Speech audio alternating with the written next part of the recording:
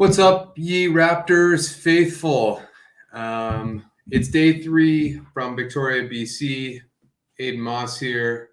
Warren Weisfeld here with his media badge. But that's embarrassing. You just want to look cool. I get it. We just got back from the University of Victoria. Another Raptors training camp day over. Another scrum finito. We spoke with Kem Birch, Pascal Siakam, and Rico Hines, which is kind of cool. We'll get into that.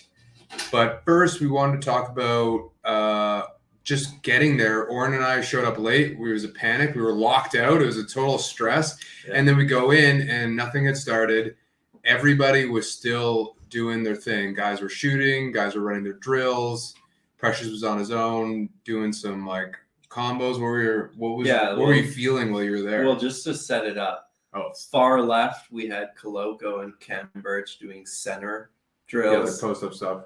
Closer left, we had Precious doing Precious stuff, which was like dribble combos, pull-ups. Yeah.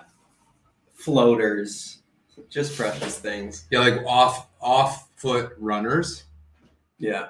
And then main far, we had Banton and Malachi shooting threes. And Wancho. Yeah, and Wancho. And then far right, we had OG and Barnes shooting threes, and I'm not sure who else was there. And then close to us, we had who was it? Well, Koloko came over and they started doing big man things. It was initially DJ Wilson and Boucher, right? And then Koloko came over, and they were running kind of first they were shooting some threes, then they were doing screens, one dribble, finish at the rim, and then they would get a post-up pass, and then you have to dunk through two of... Yeah, you have some videos we'll pull up later. Yeah. The first video I have is of, unfortunately, this is the best I can do, I think. I mean, what's better? I'll do that. No, do the other one. You don't want to be seen? No. Okay, well, here's Precious shooting threes at first and step backs. Yeah, just I was saying, as long as this isn't what he's practicing while they actually scrimmage and play each other, I'm okay with the end of the practice Precious getting into his bag. Yeah, well, this is how you excel and develop at the same time. You do, and Rico talked about this in the scrum, is you do what the organization asks you to do, and then you put in the hard work and expand your game. And that's Precious is demonstrating that right here. And that's what I like about the Raptors, is that they give guys the room to grow these parts of their games, even though Precious is nominally a center. They allow him to work on this stuff and even bust it out in games once in a while, and they aren't too tight around that stuff. Actually, that's this is off topic, but last season, guys like Precious and Scotty had all the room in the world to try out whatever they wanted, and especially offensively, Nick was really lenient. I'm curious to see how much it gets scaled back, and if maybe Precious attempts a step back three in a game and gets pulled for it. You know what I mean? Because they are trying to take a step this year, and I think part of taking a step means just only making plays that you're capable of making. I don't know, it's hard because they're developing too, but they aren't. Last year was truly a rebuilding year, and this isn't. So I'm curious how much of that stuff gets taken out. I don't think it's either a rebuilding year or a not rebuilding year. I think it's in the middle, and I think they're going to there's obviously expectations on guys as they acquire more experience. Flynn, there's probably a shorter leash on guys like Flynn and maybe Achua because they're in year 4 and 3, but they still want these guys to experiment and grow by failing, essentially, right? Failing upwards. And so there's going to be mistakes. I don't think they're going to get yanked. We're not deep enough either to be you know what, Precious, you're done. Here comes Thad for 18 minutes, right? I don't think we're that deep that there's going to be that quick of a trigger to bench guys. But it is. Yeah, and this is what DJ Wilson and Koloko were practicing just they were fouling them, and they were asking him to finish through contact. And Jim Sand, this guy in the white, is a player development coach. The first time Koloko did the drill, he got fouled and complained. And then he was just like, they're not going to call that. Like, That's you're a reasonable. rookie. They're not going to call that. And I like that, just hearing like them prepare them in that way. The energy in the gym is just so fun. Like they're having such a good time. I don't know who the big guy in the red is, but he This is guy? yeah. John Goodwillie, He's- assistant coach. I think he went to Brock, actually. Really? Yeah. He's so fun. He's having the best time. That player development coach you mentioned, he runs in on the baseline and boots a ball out of the way because it was rolling under the hoop, and they're all like cheering him and pumping him up, like, whoa, like didn't see you so spry, like it's really fun being out there. Yeah. This drill in particular, I guess the only thing that stood out to me is just like Koloko's range of dunking. Like he can jump from the outer edge of the paint straight, like without any momentum. And like his arms are so long that it just like somehow ends up being a dunk. Yeah, and you like this is a tidbit for post players, but he's at the end there on the post entry, the ball remains above his head. And like between his height and his arms, his wingspan, like there's very few players that can really, screw with that. So they're teaching him all the small things. But you're right, like he's the only guy on the team who can really has that kind of range through his height and length. Yeah. Last video we got here. Let's see what it is. It might just be more of this, I guess. Yeah, I was tracking the shooting from behind. I was watching shooting. I was watching Wancho and Flynn and Banton. Yeah. So they do like a pull-up shot, and then I think they fade on the screen for a three. Yeah. Nice. Banton. Okay, 2 for 2. Yeah, Flynn has a cool he misses this, I think. Yeah, this is what I'm about to say is very inside baseball and might not be true at all. Well, that's why we're here. Honestly, it's Thursday night at 6:30 in Toronto. If people are tuning in to this, they're inside baseballers. They are. I was saying Malachi, and maybe you can even see it in this video.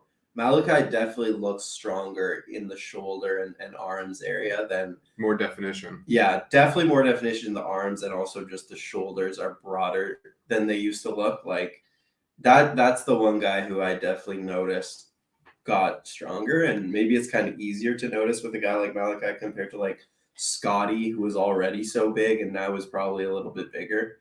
You made a good point though. Like his legs look the same. Yeah. And I don't know, you can't really change your calves all that much, but like I think for a guy like him who's small in stature, just generally, like we kind of forget how important that lower part of the body is. I don't know. Have you seen the images of Kawhi lately? Apparently, he beefed up his legs. Yeah. And for that, that very reason. Yeah. All right. That's all the film we got. Cool. Good footage. Yeah, that was great. Great baseball. I thought I had some banners here. Let me try to pull up the banners. Yeah. So you want to start Rico or that was Open Gym? That banner was supposed to be up. Let's talk about Pascal and Birch were the first two guys to talk before Rico. And I thought they both had some interesting quotes. Birch, I guess we should say, because this is newsworthy, that he tore his meniscus last year, and it didn't show up in like the 5 MRIs that the Raptors did.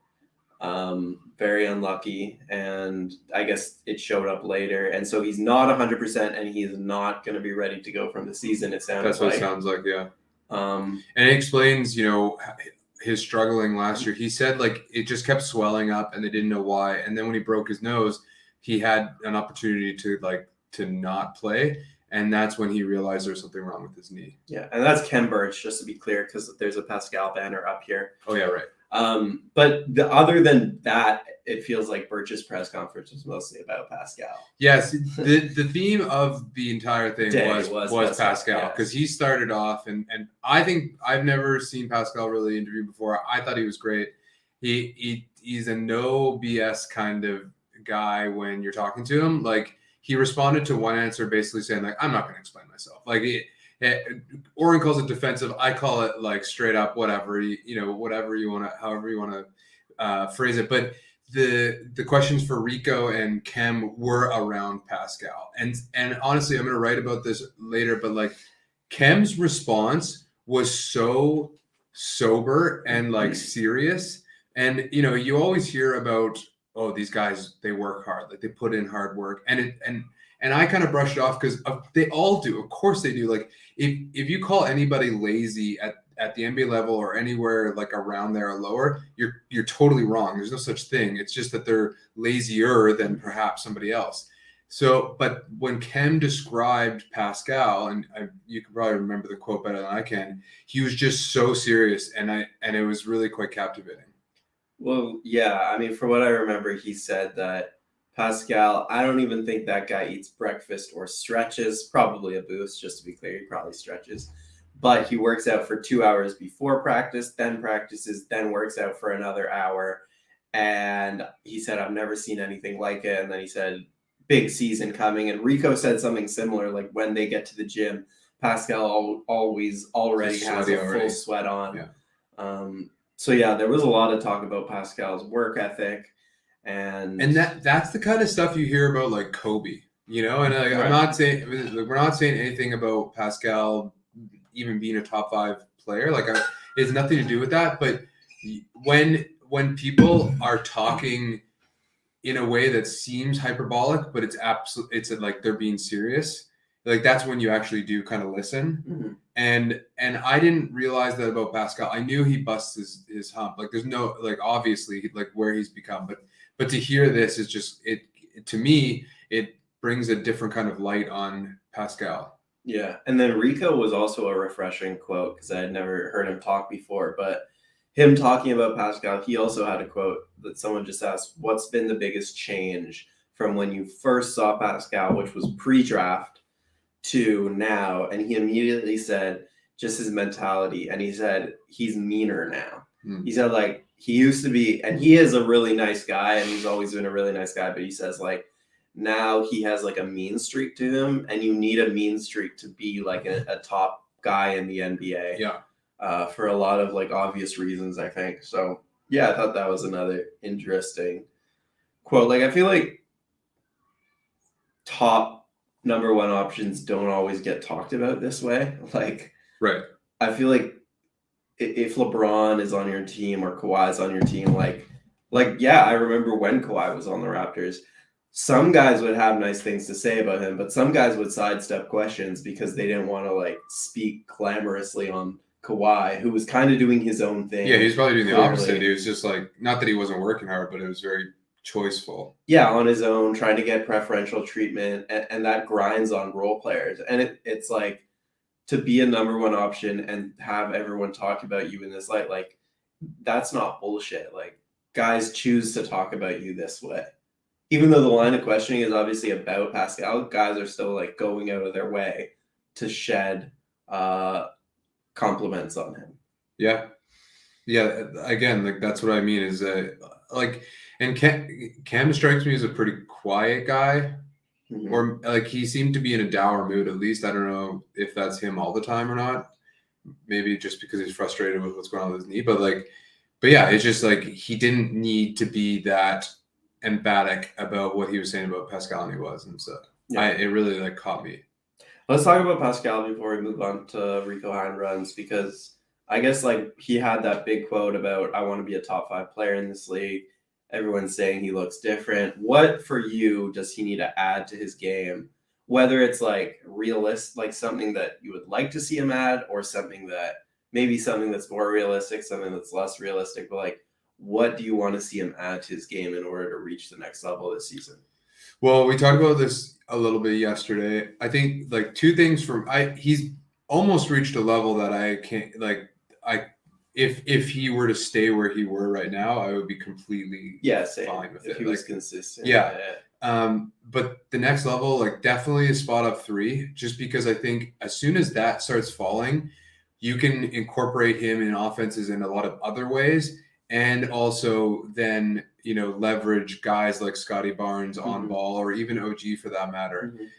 So I'd like to see a higher rate and a better accuracy from three. And then I think the last part is just like you saw it last year. He was starting to distribute for real, and I'd like to see a full year of that. Like averaging 67 assists a game would be super radical, especially for this team because he's really the only guy who can get in the paint surgically and rip up defenses that are kind of already set. And so if he can do that and then find the open guy, it's going to do wonders for this team, and it's also going to boost his chances for All-Star or All NBA. Yeah, I think the playmaking one is going to happen. Like I would expect that at this point. The 3-point shooting I like because a lot of people are talking about a pull-up three. I just don't think that's realistic. Like it'd be nice, but I mean, I wouldn't honestly with that work ethic. I wouldn't put it past them. That's true. That's true, but maybe not like as soon as this season. No, just to take it would be a huge jump there. Yeah.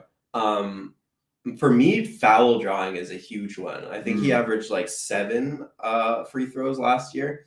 There's no reason he can't be a guy who gets in like the 8, 9, 10 range. Yeah. Like he has a lot of that physical, I'm going to hit you first to his game. And honestly, like part of this is he doesn't get a good whistle. Like I don't think he gets a good whistle compared to a lot of stars in the league. But part of it is him learning tricks. And like honestly, I hate to say this, sometimes in the NBA you have to learn those tricks to get the calls. It sucks, but it is what it is. And maybe you could learn some tricks like that. Maybe it's just about learning tricks to know when to go up when as soon as you feel the hand, which is not really a trick. It's just like a skill. It's a skill. Behavior, yeah. So I think him getting to the line a few more times a game would really help this team because there aren't a lot of guys who get to the line on this team at all. And that's one that I think I could see coming as soon as this season, just because like it's already the way he plays. It would just be fine tweaks. That also like getting free throws is so good for your defense too, right? Like it enables like everybody gets to rest. You get to go back and set up. You get to like unleash Scotty and Gary on whoever's bringing the ball up from the inbounds. But like it really changes the dynamic of how you go down the other side. For sure.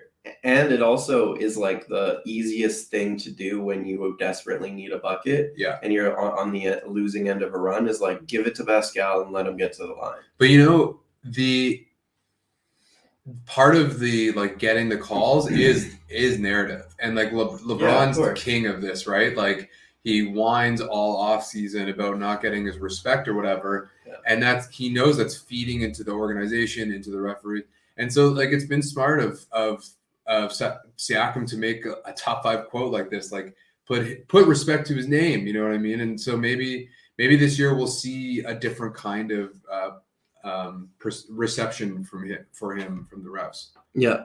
Ready to move on? I'm ready. Let's move on. Rico's got the runs. Rico's got the runs, exactly. Oh yeah, that was the name of... That was my article. Yeah, I read that one. So yeah, I mean, Rico talked about his runs in the summer, and I think he even talked about like how they started. Did he? Oh. How they started the runs? Yeah. Well, he said went back a little bit. They said why he got into player development, and he was at UCLA, and he said he likes he always wanted to get into player development and coaching, and he struggled with injuries early in his career, so it kind of naturally progressed to that. And he said his mentor, who I don't know the name, who was a big NBA presence guy, kind of got him into it. So yeah, I liked what he said about someone asked like, what is the one thing someone coming to a Rico Hines run can't do, or else they'll get kicked out of the gym. And he said, like, I mean, it's clear that he treats everyone the same in there. Like that was one thing. And, except for the top. Yeah, he said, unless you're like a 35-year-old veteran or a 6-time All-Star, you have to run at the end of practice. And like they do sprints, like full court sprints at the end of practice. And he was like, if you don't do that, that's how you don't get invited back. And then the other thing he said that I liked was like someone asked him, do you take pride in seeing Siakam blow up and get these recognitions and become kind of the face of these runs? And he said like, yeah, I take a lot of pride in it, but I also take pride in like this guy who I don't know the name of, which is the point. Punter? something who, was playing in some league getting Poland. He said. Poland getting $30,000 a year, and he's been coming to my runs working, and now he's in the Euro League making $1 million a year. And like, I take pride just as much in that as I do in Siakam. Yeah. And that just kind of shows the kind of dude he is. What I also loved is I just love hearing about like adding color to a player. And they asked about Pascal's work ethic, and obviously he went bananas over it. But then they asked him to compare his work ethic to other guys who's been in his runs who have also have a really high work ethic. And he talked about like this is a latter generation, maybe more relevant to some of you than others, certainly to me. But Baron Davis, he said, Monte Ellis, Al Harrington, like guys. Baron Davis is maybe a Hall of Famer. The other guys aren't, but those guys stuck in the league for a very long time. And Al Harrington actually would have done very well in the modern NBA. Maybe Monte Ellis too, but Monte Ellis, like small dude, it's cool. I don't know. It's just cool to hear. Like, first of all, he recognized the hard work that these guys put in, and if they're analogous to the amount of work that like Pascal's put in, like that's high praise because Baron Davis is like a legit dude. So, I like hearing that kind of stuff. Yeah, and the part of that quote that's going to blow up is that he also said Kevin Durant, and then he said, I put Pascal at the top of that list. Yeah. So that was nice. Yeah. What about like the young players, what he saw from them and what he kind of looks for from them? Yeah, he mentioned kind of like, it was interesting to me because I asked that question thinking he was going to respond with particular elements. I thought he was just going to say hustle, to be honest, because that's kind of what he was getting at with his runs is like, you got to put in the work, whoever you are. But he talked about like towing the organizational line, like doing what the organization expects of you and like doing it to the best of your capability. And I get like Oren and I have talked about this before, and it's a question we have for the younger guys is like, when you're going into camp, are you training beforehand to make yourself the best player you are, or are you training to make yourself the best player that you can be for that organization? Because I think there is a difference. Boucher said yesterday as a quote, like, if you come in here and you think you're a scorer, like we got scores, we don't need scores, be something else. And so I think that's kind of what we're getting at is that you got to come in here and fit the niche or the need that the organization's looking for. And that was Rico's response. Yeah. Like, do you just try to be yourself as a player, or do you try to be a Raptors-y player when you come into camp? Yeah. And that's like that's an interesting dynamic. The one that stood out to me in Summer League was Jeff Downton for that. It's like that guy, he picked up full court a lot of his minutes. And I think that's a very good example of a Raptorian thing to do. Right. And I also think it's a smart veteran as far as like veteran camp tryout guys go. Yeah. Like he's been doing these camps. He's been trying it to make an NBA team. So maybe he knows like at this point, some guys don't know this, but maybe Downton knows like, okay, I can earn some good grace by doing this very Raptors-y thing that they might like, even if it's not how I would traditionally play. Well, he's also been in the G League a while and a big time scorer and wasn't cracking the NBA. So, maybe there's some reflection there. Like I need to do something different. Yeah. Honestly, like I wonder if the 905 are competitive every year. I wonder if they could be really good this year. Cause like, I think Downton's going to play for them. Champagny is like, maybe he'll be down there for good stretches. Coloco's going to play for them. That's like a really good G League team. Yeah. If those guys are there. Yeah. Harper Jr. will be there. Harper will be there. Yeah. Gabe Brown. Yeah, probably. Yeah. Could be a really good team this year. Yeah. All right. I think that's pretty good. That's about it. So tomorrow there's a last day of training camp. We're probably not going to podcast after it because there's then the open gym at night. And we're thinking about doing something either at halftime, probably after the game, more likely. It'll probably be like 10 p.m., 8 to 10 p.m. Eastern time. Yeah. We'll try to do something, whether it's a video or a podcast.